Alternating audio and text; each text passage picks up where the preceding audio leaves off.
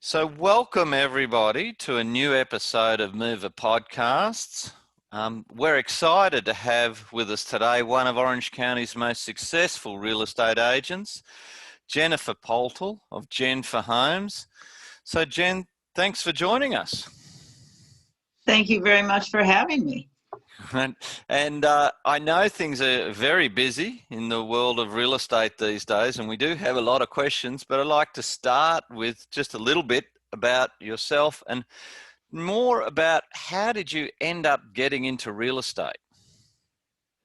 Well, it was kind of a fluke, actually. I certainly didn't think when I was a young girl that, oh, now I'm going to be a real estate agent. Right. That never entered my mind. But I moved to California from New York City, grew up in the Midwest and had gone to New York City and then moved to California and had always been in corporate for business. And when I came to California, I could not find the same type of employment that I had in New York. So the fluke comes along with seeing an ad about real estate and looking for new agents and, come hear our little nice talk and etc. So I went one evening and for about an hour and a half, listened to whatever it was. And there were two things I took away from it. One was 3 words: explosion of cash. And the other phrase was, when you get started, be prepared for about 6 months to be able to support yourself before you're doing business. Oh, that's interesting.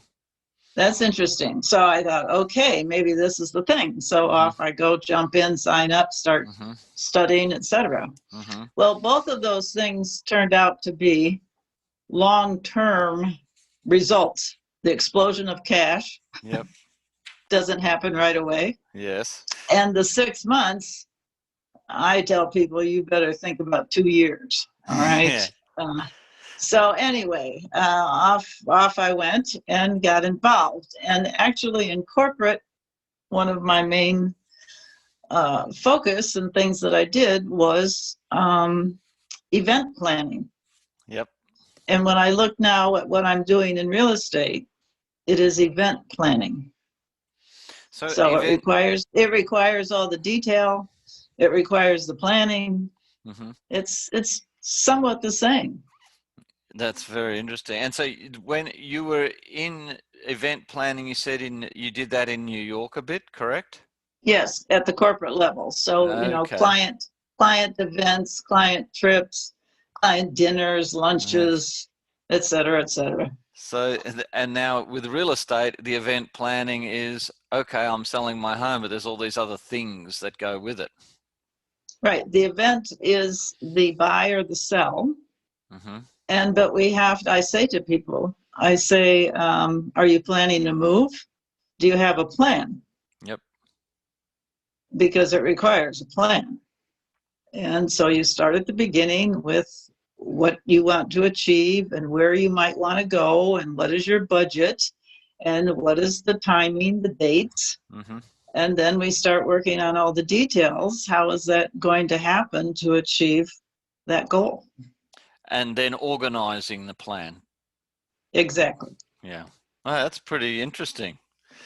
And at the beginning of your career then, was it challenging being as a woman in real estate? Was it common, or how was it in the beginning? Actually, I think statistics show that there's more women in real estate than men.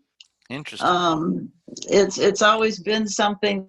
I think a lot of it has to do with there's a lot of detail. And women get into detail, men get into bullet points. And you will then see teams, male and female. And the men are handling the bullet points and the women are handling the details in most cases. Okay. So the challenge I found wasn't so much being the woman, but like every other profession, it has its thing about it, but it is more just about being able to connect to people. Right. And were you part of a team in the early days? No, No, I started out on my own. And you've stayed that way. My husband worked with me behind the scenes, so Yep. he was Yep. the website. He managed the computer. He managed the design of flyers. He put in the signs. He did all those things, and I just had to shoot out to see the customer. So, which is pretty interesting. In the last 5 years, have you noticed? Have there been any significant changes in that regard, or has it stayed much the same throughout your career there?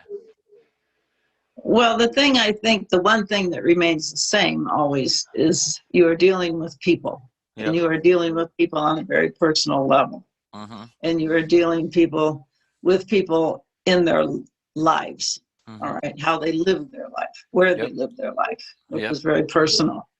On the other hand, what technology has done in the almost 25 years that I've been in the business, starting with moving from photography using film to digital, was huge. Moving from presenting offers in person to using a fax machine was a big deal. Wow.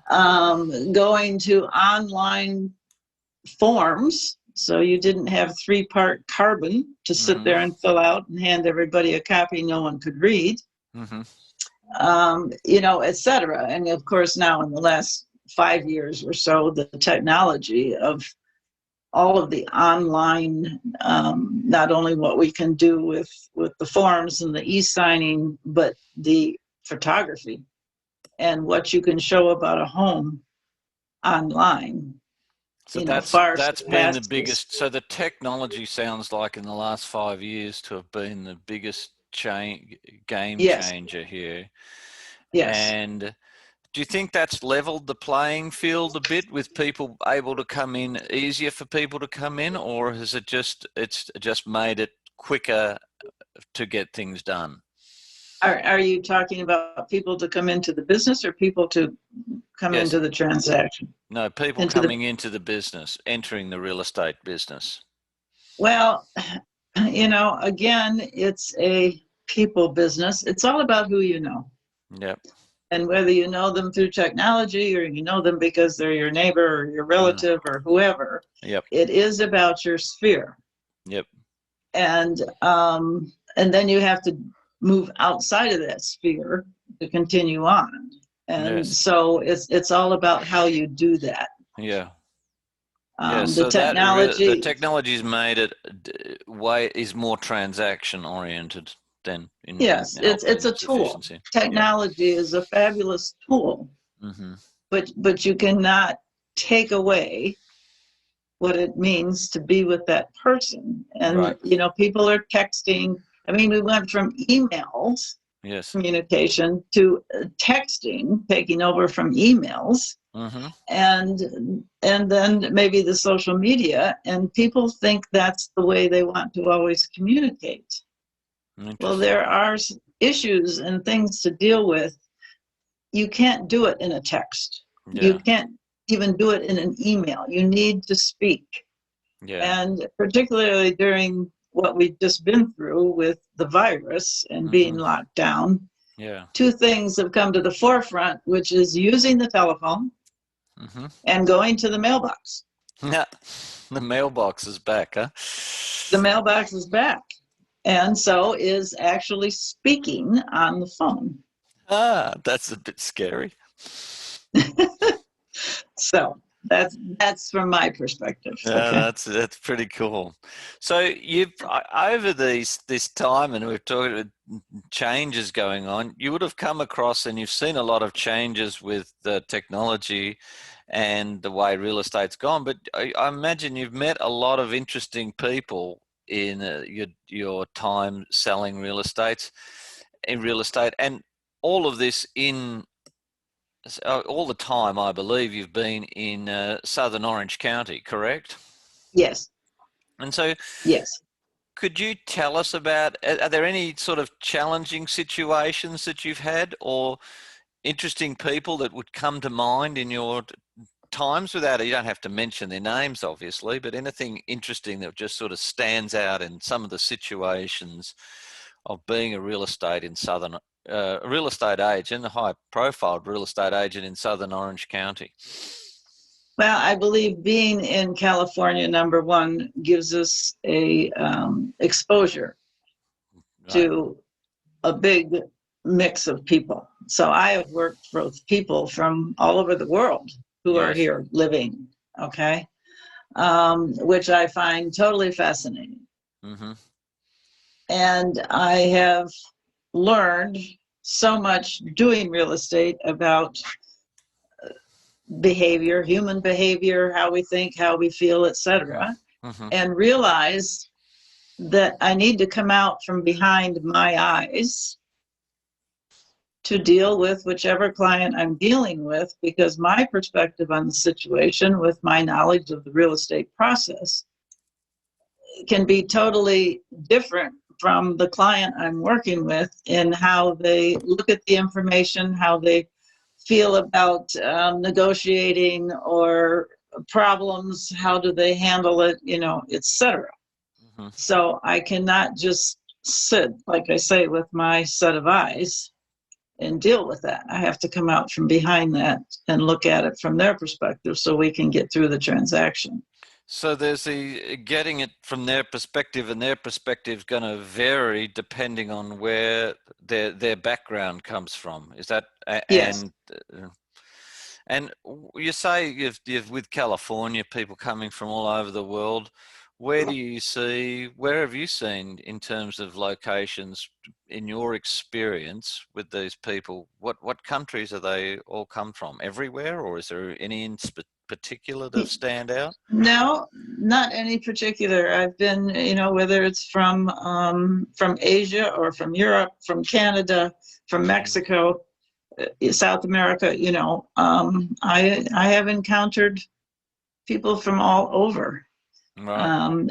and this is a business that, again, I'm going to stress, it's the personal business, and it's establishing a trust Mm-hmm. with whatever client that you're working with, and Yeah. being able to understand who they are so that you can establish that trust to go forward and help them in the transaction. Right. Right.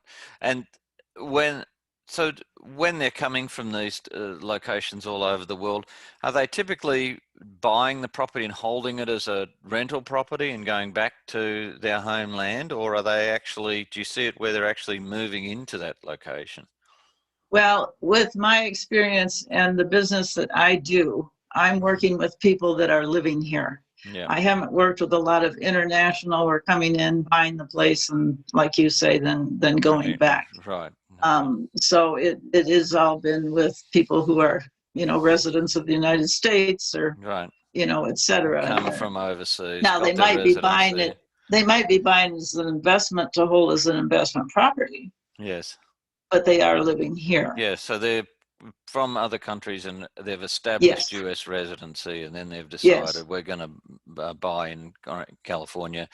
And all your time in Southern Orange County, is that correct? You haven't, with your real estate, you want to be, people talk about this as probably an interesting thing, is that kind of key to stay within the one location, right? And you focused on Yes. that Southern California region, sorry, Southern Orange County region of California. Correct. Yeah. That's where I live. And, That's what I know. To go, to go do transactions in LA County is different than Orange County. To go up to San Francisco, up in, the counties in the north, it's all different, even though we're in the same state. yes. And so for me, giving service to a client, when I am a stranger to San Francisco, I'm going to refer that client. I'm not going to try to do their deal, not knowing what the county and all those regulations are that are different from down here. Yes. Well, that's good. That's very good. So, what about during these sales and all these some interesting people, I'd imagine, coming from different parts of the globe with different backgrounds and different parts of the country.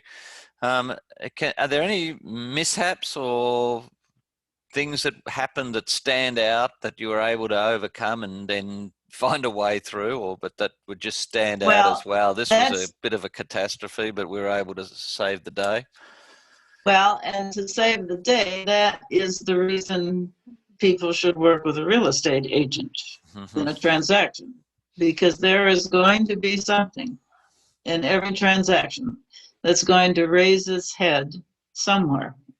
And every client in the transaction is going to have a certain trigger at some point. So when you understand those two things are going to occur, you need to work, to get everyone to the end result. And you have to enlist escrow and title and the lender and the client and the other agent, etc. It has to be a full team event. Right. Get there. I will say I always think of it as one of my most outstanding, maybe outstanding is the wrong word, interesting transactions. And I'll keep it simple. I was the female listing agent. My client was male, the buyer was male, and the buyer's agent was male. And on top of that, all the males were international.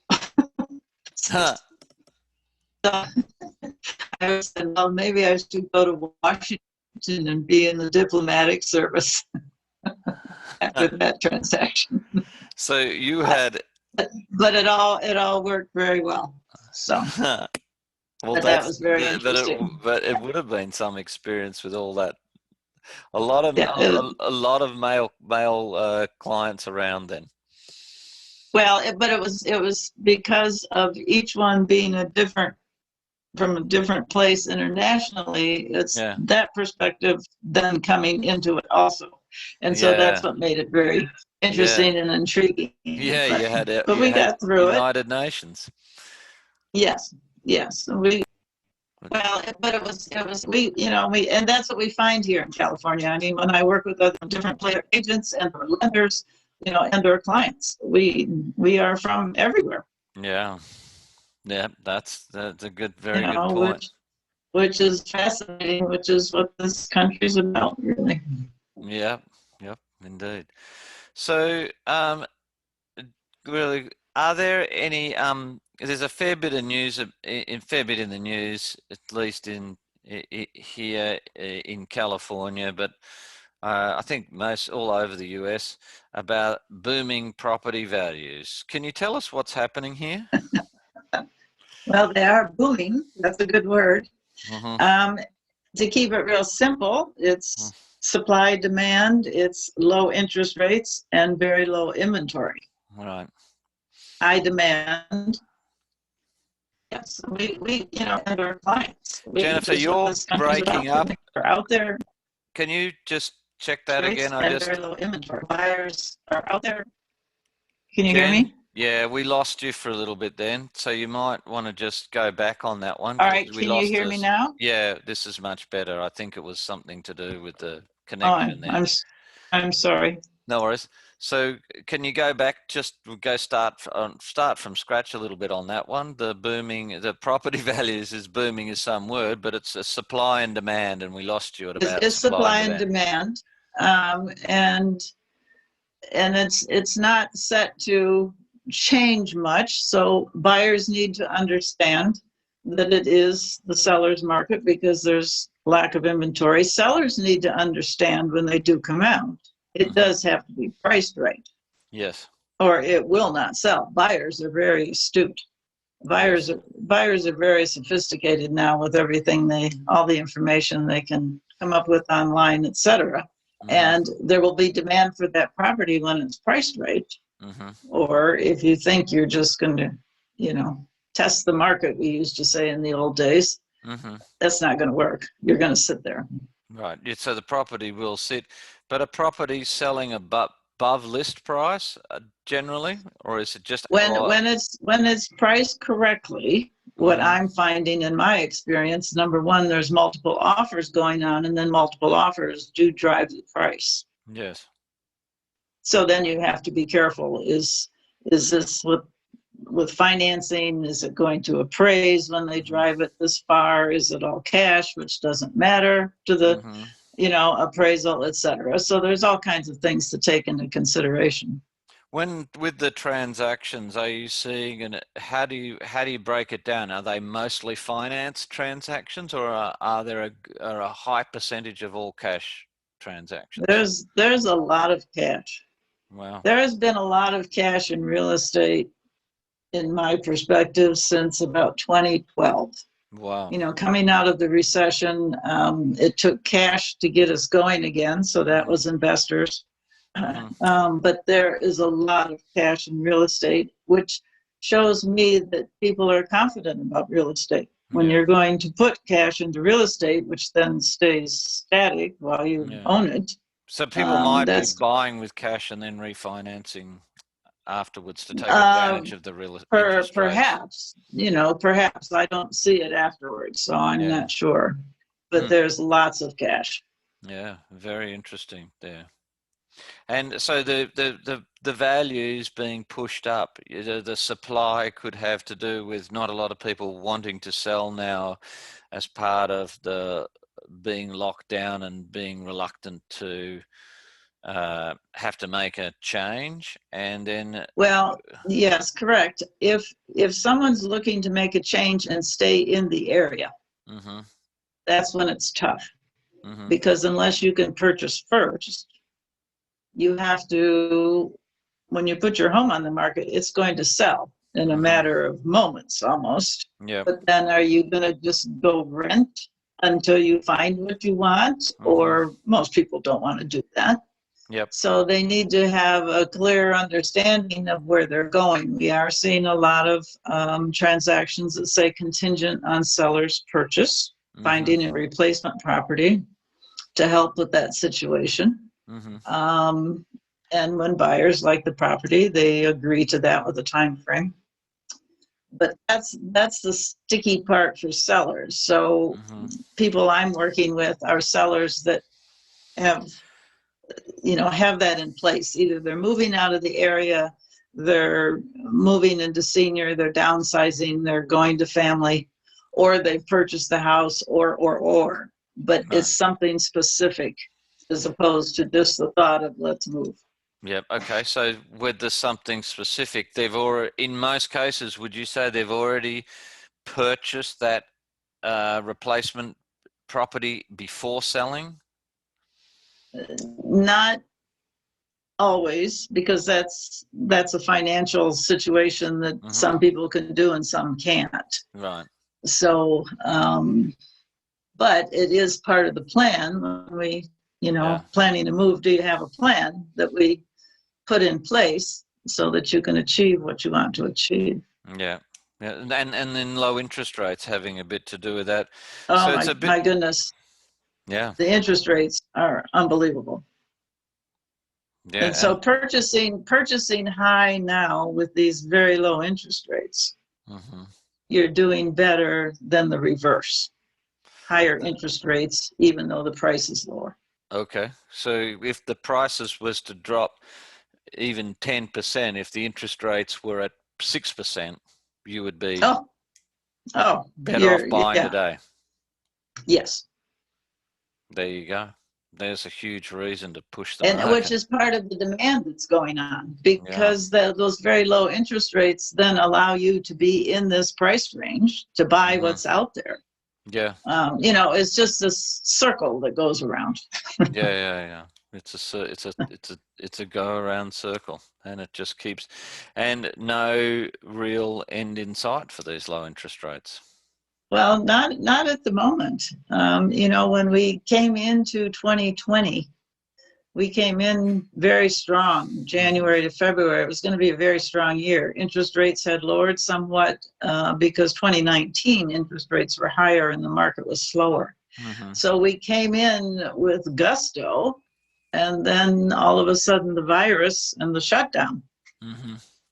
And so that kind of slammed on the brakes for a bit. But people were still in the process of doing something, and some homes were sold without the buyer ever being in it until they received the keys. Amazing.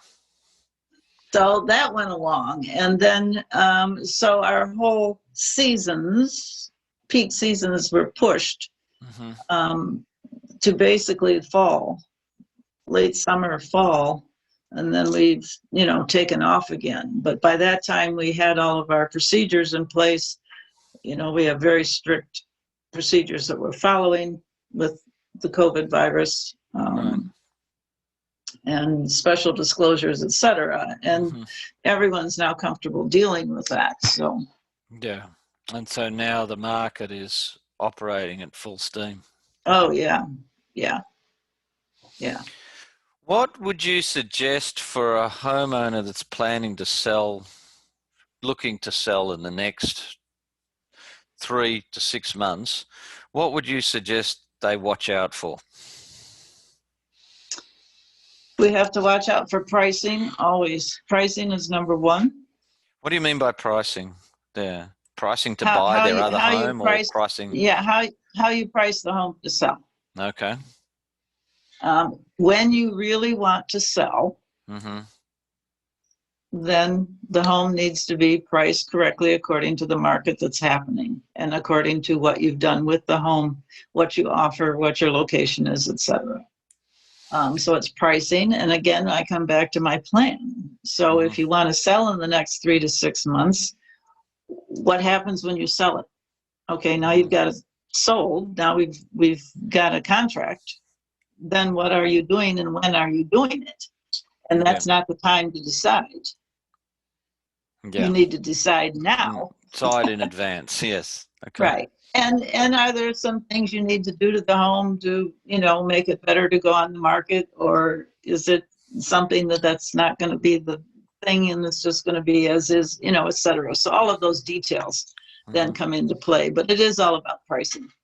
Yep. So considering pricing, and you're saying priced correctly, evaluate everything properly in order to get in order to put the property on the market at a value that's going to attract the most amount of offers, generate the greatest amount of interest, and get the best price for your home. Correct. And that's how you're going to get the best price. Yep. So what about the last 12 months? What would you say would be some of the most significant changes you've seen in the residential home industry or residential real estate industry during that time? Well, number one, we're going to go back to technology and the advances in technology. In the last 12 months? Yes. Okay. I mean, Zoom. Yep. So who was using Zoom before March? Right. I mean, Zoom wasn't even using Zoom, really. They had to kick in. So Zoom comes along and people are now doing Zoom. You're doing Zoom calls or Zoom viewings. Are you doing Zoom viewings of the home? I have not done Zoom viewings, but I know, technology, we've got whatever you want to call the virtual open houses, the virtual, everything's virtual. The photography has taken off. I mean, we have spectacular photography now that goes on with drones and 3D and all these things. An increase in drones over the last 12 months? I think from my perspective as an agent, yes, increasing in the drones. An increase in the use of it, even if they've been around for a while, the increase in the use of it in selling a home. Because what it offers, particularly in a situation when we're so closed down about trying to, see properties, we're not doing, in most cases, open houses. I don't see that now as a big fail anymore. Right. Because with everything you can get your hands on the web, and people look at the house, they see the photos, they see everything, and it's either they want to go see that or they don't. Yep. And so people coming to an open house, sometimes it's just an afternoon fling and let's go take a tour and who knows what it is, and we'll just tromp through the house. Right. So that's a big change. We've been in e-signing on, online signing of documents. We've been doing that. but now that's even more involved and intense, I believe, and people are doing that. Mm-hmm. And so that's come along. Yeah, some really significant changes. Now, I don't imagine, even when the virus is done and dusted, so to speak, when that ever should happen, I don't believe we're going to be turning backwards on this. I think it's going to stay this way. Would you agree, I or think do you so think? too. Yeah. I think so too. I think it's more efficient in many ways. Yep. It's nicer for people on both sides. Mm-hmm. Um, it's more directed at, who's really going to be involved in the process, whether the buyer, the seller, etc. People, Mm-hmm. when you're in a real estate transaction, whether you're the buyer or the seller, by the time you're done, Yep. you have been so prodded and poked and investigated and looked at, and just everything kind of taken apart about you on both sides, whether it's the lender finding out or whether it's the seller with everyone in their home looking, poking, testing, etc. People have just absolutely had it. Yeah. And so I think some of this will can help some of that too. Yeah, that's fascinating. What great insight. I just a quick question here. Thinking we've talked about a lot about the homeowner. What about someone looking to buy a home? Do you have any important tips that you would give someone that's looking to buy a home today in, let's just say, Southern Orange County, in your marketplace? Okay, first of all, we have to, and I'm going to use a movie line from Cousin Vinny. Mm-hmm. We have to know what we're going to hunt before we can decide on the pants we're going to wear. Okay. Okay. So, in other words, you need to go talk to a lender unless you have cash. So, you need to talk to the lender, get your financing in order Mm-hmm. so you know what you're comfortable with in payments every month and the price point that's going to take you to. Mm-hmm. When we have the price point, then we know where we can go hunt. Right. Okay. And to spend time looking either above what you're qualified for or under what you're qualified for is only going to bring you distress, because Right. then you will be like, oh, this isn't working. I'm not doing this. Right. And we don't want that. We want to go hunting for what you want and what you can ideally feel good about And then affording. when you're talking about getting financing, how do we get into, is that also get into the type of loan that you're willing to take in terms of the percentage of loan to value? Are most people just taking the maximum percentage of loan to value, or are people looking at it and saying, I want to think this through and I want to actually, even though interest rates are very low, I don't necessarily want to take a 90% loan out on the property? Yeah, and that's probably a question that a lender can probably give you better insight on what he sees when he works with clients, he or she. Yeah. But I know from buyers, they'll say, well, they told me I can afford this, but I really don't want to afford that. Mm-hmm. I want to Yeah, afford yeah. this So type that's a type good of question things. that I got to ask then. When a customer comes to you, they're looking to buy a home in Southern Orange County. They've done this, they've got that. You've gone into their background. Would you then one of the first things you might do would be refer them to a lender or a mortgage broker? Always, always. Mm. Because to go look at something, we want to know that I love this house. Okay, we know confidently, then you can put an offer on it. When you Mm-hmm. put that offer in, you have to show the financing proof you can buy that home. Mm. So you should not even be looking without that in your hand. Yeah. And I don't know of an agent who's going to take you without that in your hand. Yeah. Okay, No. because it doesn't make any sense to the seller or to yourself as the buyer. to Right. do it the other. Well, I have good credit, and my job I've been at forever, so I'll be able to do this. Yeah. Okay, let's speak to the lender Yep. and get it all clarified, so you can tell the seller, here I am, and I can do this. Yeah. Fascinating interview, Jennifer. This has been great to hear all this, a real insight going deep down into your background and what people are having to really think about today and where the market's going. So I'd like to thank you for coming on and taking the time on our program.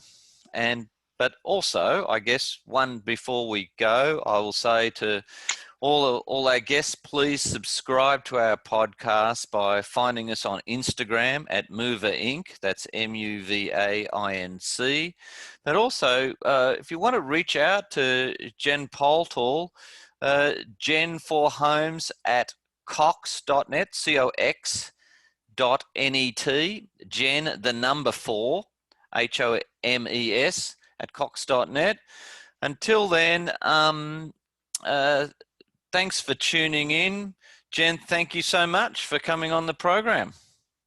Thank you, Andrew, for thinking of me and including me. I enjoyed it very much. My pleasure. Okay, until then, everybody, keep moving.